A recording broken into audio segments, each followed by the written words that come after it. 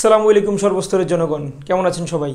আপনারা যারা সাম্প্রতিক ইস্যুগুলো নিয়ে খোঁজখবর রাখেন তারা অবশ্যই জানেন গতকাল 26 অক্টোবর 2025 পূর্ব তিমুর তাদের লং চেরিশ ড্রিম অর্থাৎ তাদের যে একটা আঞ্চলিক জোট দক্ষিণ পূর্ব এশিয়ার দেশগুলি নিয়ে আঞ্চলিক জোট আসিয়ানে যুক্ত হয়েছে। আমরা আজকে টোটাল প্যাকেজটা নিয়ে কথা বলবো। তার আগে আমি আপনাদেরকে কমন সেন্স বিল্ড আপ করে পড়াটা কীভাবে ইজি করা যায় সেই ভিত্তিতে একটু পড়াবো, এরপর আমরা আসিয়ানের দিকে যাব। আমরা এশিয়া মহাদেশের দেশগুলো পড়িয়েছিলাম। এশিয়া মহাদেশের স্বাধীন দেশ 44টা। এই স্বাধীন দেশগুলোকে আমরা 5টা ভাগে ভাগ করে পড়িয়েছিলাম। এই ভাগগুলোর মধ্যে একটা ভাগ হচ্ছে SA মানে সাউথ এশিয়া, এখানে দেশ আছে 8টা। এই 8টা দেশ নিয়ে একটা সংস্থা গঠিত হয়েছিল, সেটা হচ্ছে সার্ক। ঠিক তেমনিভাবে সাউথ ইস্ট এশিয়ার দেশ 11টা। এই 11টা দেশের 10টা নিয়ে আগে আসিয়ান গঠিত হয়েছিল, এখন আসিয়ানের দেশ 11টাই আছে। তাহলে সাউথ ইস্ট এশিয়ার দেশগুলো নিয়ে আসিয়ান আর সাউথ এশিয়ার দেশগুলো নিয়ে সার্ক। পড়াটা যদি ভেবে পড়ি আমরা বেশ ভালোভাবে মাথায় থাকবে। মধ্য এশিয়ার দেশ 5টা, দূরপ্রাচ্যের 5টা, মধ্যপ্রাচ্যের দেশ 5টা। আপনারা আমার চ্যানেলে এশিয়া মহাদেশের ক্লাসটা দেখলেই সবগুলো পড়া আপনাদের মাথায় ঢুকে যাবে। আমি এটা এখানে লিঙ্ক করে রেখেছি, অবশ্যই দেখে নেবেন। ভালো লাগে শেয়ার দিবেন এবং বন্ধু বান্ধবীদেরকে আমাদের চ্যানেল এবং পেজের সাথে যুক্ত করার চেষ্টা করবেন। আমরা এখন আসিয়ান সম্পর্কে বিস্তারিত জানার চেষ্টা করব। আসিয়ান বলেছিলাম সাউথ ইস্ট এশিয়ার দেশগুলো নিয়ে গড়ে ওঠা একটা association, South East Asia nations নিয়ে association, full form association of South East Asian nations. 8 August 1967 সালে ব্যাংককে এই প্রতিষ্ঠানটি গড়ে ওঠে, কিন্তু এই প্রতিষ্ঠানের সদর দপ্তর হচ্ছে জাকার্তা, ইন্দোনেশিয়া। এখানে ভেজাল করবেন না, এটা গড়ে উঠেছিল ব্যাংককে, কিন্তু দপ্তর হচ্ছে কোথায়? Jakarta, Indonesia. সদস্য দেশ 11টি দেশ।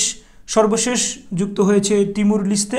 তিমুর লিস্তের আগে নাম ছিল পূর্ব তিমুর। 26/10/2025 তারিখে আসিয়ানের 47তম সম্মেলন, যেটা কুয়ালালামপুর মালয়েশিয়াতে অনুষ্ঠিত হচ্ছিল, সেই প্রোগ্রামে এই তিমুর লিস্তেকে আসিয়ানের 11তম দেশ হিসেবে এপ্রুভ করা হয়। এর মধ্য দিয়ে ওদের দীর্ঘ 25-26 বছরের যে একটা অপেক্ষা, সেই অপেক্ষার অবসান হয়। আপনারা আসিয়ানের একটি দেশ সম্পর্কে জানলেন, পূর্ব তিমুর বা তিমুর লিস্তে। বাকি 10টা দেশ সম্পর্কে আমরা জানবো, যদিও এখন আমি একটি টেকনিক ব্যবহার করব। এটা আগের কোনো এক স্যারের খুব রিনাউন্ড একটা টেকনিক, সবাই ব্যবহার করছে, আমি একটু মডিফাই করে দিব। আসিয়ানের বর্তমানে সদস্য দেশ 11টি। এগুলোর নামগুলো আমরা একটু পড়ি। Timor Leste Myanmar, Thailand, Vietnam, Philippines, Indonesia, Laos, Malaysia, Brunei, Cambodia এবং সিঙ্গাপুর।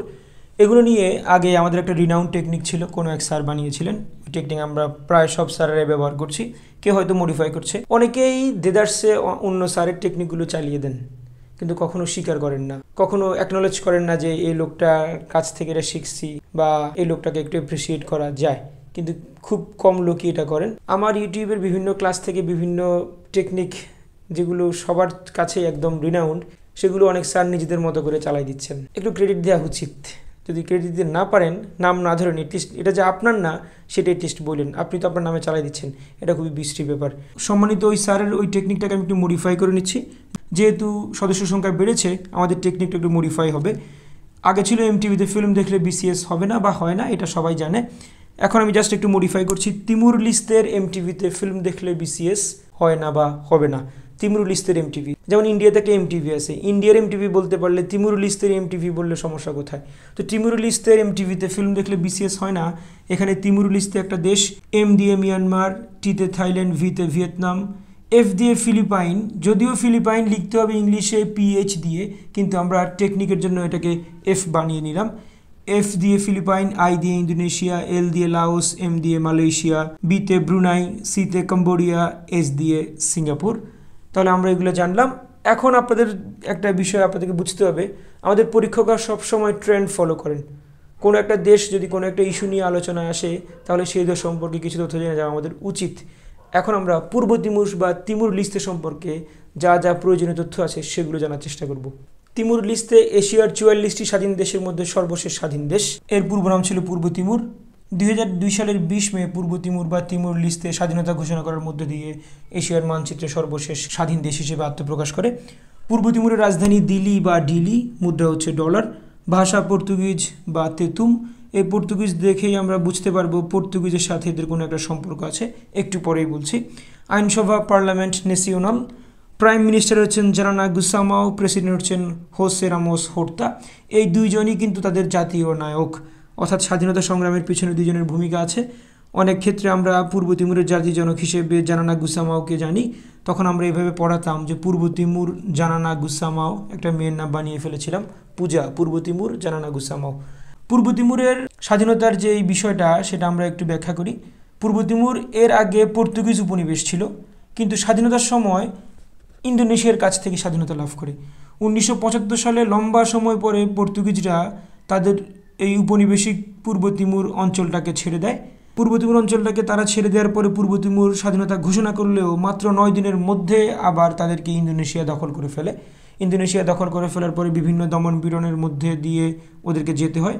লম্বা সময় পরে 1999 সালে স্বাধীনতার পক্ষে গণভোট অনুষ্ঠিত হয়। সেই গণভোটে পূর্ব তিমুরের জনগণ স্বাধীনতার পক্ষে ব্যাপকভাবে রায় দেয়, আর এই রায়ের বদৌলতে 2002 সালে পূর্ব তিমুর নিজেদেরকে স্বাধীন সার্বভৌম রাষ্ট্র হিসেবে ঘোষণা করে। এখন আপনার মনের মধ্যে একটা প্রশ্ন জাগতে পারে, পূর্ব তিমুর করছি, কিন্তু পশ্চিম তিমুর এটা কি? ওকে, পশ্চিম তিমুর কি একটু দেখায় আপনাদেরকে। ধরেন এটা একটা অঞ্চল, এটা তিমুর অঞ্চল।